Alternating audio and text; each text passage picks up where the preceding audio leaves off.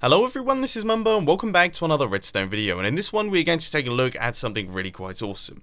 As you can see in front of us, we've got a large number of beacons, and they also happen to be quite a large number of different colours. These are known as the party beacons, and we're using redstone to create some kind of crazy light display that I personally think looks really quite good. Now I'm sure pretty much all of you have a rough idea of what's going to happen here, but for those of you who don't, we've got a bunch of pistons, we've got a small amount of redstone here, there's not too much going on, and we have all of this stained glass right here. Now if you give this lever a flick, you can see that all of that stained glass is now going to start moving around in a circle formation. So this is known as a piston feed tape. As you can see, it's sort of cycling around like this, and that is pushing all of the stained glass above the top of the beacons, making them all change colour. Now I personally think this looks really quite cool, especially spread out over this many beacons. It creates an awesome looking light display which would look pretty epic inside any of your bases. You're just going to have quite a lot of resources to create that many beacons.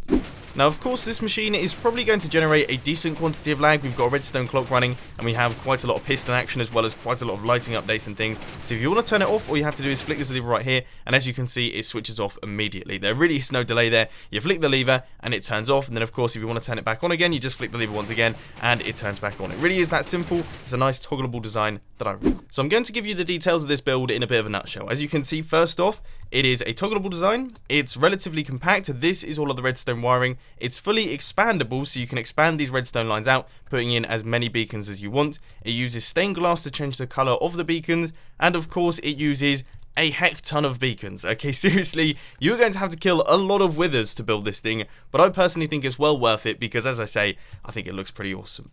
Now, of course, there will be a world download down in the description if you do want to check this one out. Chuck it into your Minecraft world saves folder and have a little bit of fun with it, but if you do want to build it for yourselves, let's crack on with that tutorial. Now, to get things started with this one, you want an 11 block wide area, and I'm just going to be showing you how to build the circuit for this first part because, of course, this is expandable. Once you've done the circuit, you just extend out the redstone lines.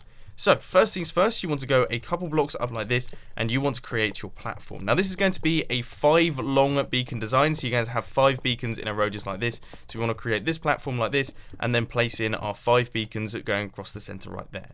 Now it's time to start chucking in our pistons. So the first one that you want to place in is this one down at the bottom here, that's facing upwards. Then you want to place a couple temporary blocks up like this with a piston facing across like that. So that's 4 temporary blocks going up like that so that it pushes the blocks along the top of the beacons just like this. Then you want to place a couple blocks like this and a piston facing downwards. Once again, those blocks there are temporary, so you can remove all of those, and that's going to be pushing the blocks downwards like that. And then finally, you just want a piston going across like that, which is going to be cycling our blocks around in this sort of circle formation here. Now to start hooking all of this stuff up. So first off, you just want to place a block down like this. This is going to be your input, so I'd suggest chucking down a lever, giving that one a flick. But also you want to place down a hopper and a hopper running into that one to create this little hopper clock right here.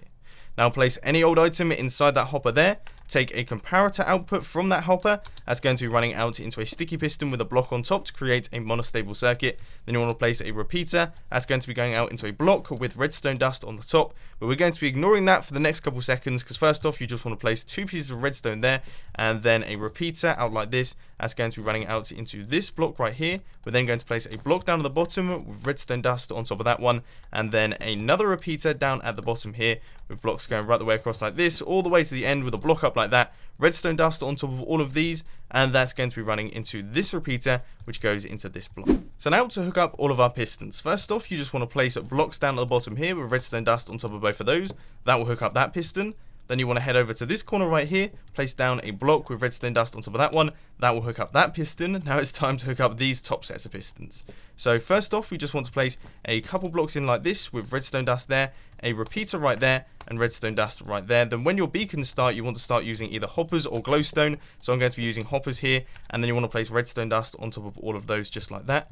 And then for this one, all you have to do is place a block up like this, a repeater set to 2 ticks running out of that one, then a block right here, another repeater, and that's going to be running up into this block right here with redstone dust on top of those. And these lines can be extended out to attach to all of your pistons. So now it's time to start placing in all of the blocks for your color wheel. Now I'm not going to be using various different colors for this one because it's just a demonstration, but of course you can do something like what I've done over here with all the different colors of the rainbow, or you can have specific colors that you want to cycle around, whatever you really fancy. But I'm just going to be using white stained glass here.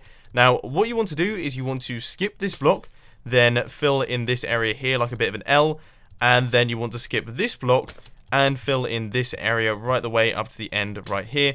And that is it. So you skip that block there, and that block right there. And that's everything completed. So if we flick this lever right here, as you can see, all of our blocks cycle around, everything is working wonderfully. And the good news is that these redstone lines right here, they can be extended out like this, taking out all of this redstone here, and this one can be extended as well, taking out all of those blocks, and this one over here can be extended as well. And then you can add in all your pistons and add in all the colors, and you've basically got yourself a large block of various different colored beacons that I think looks really quite good.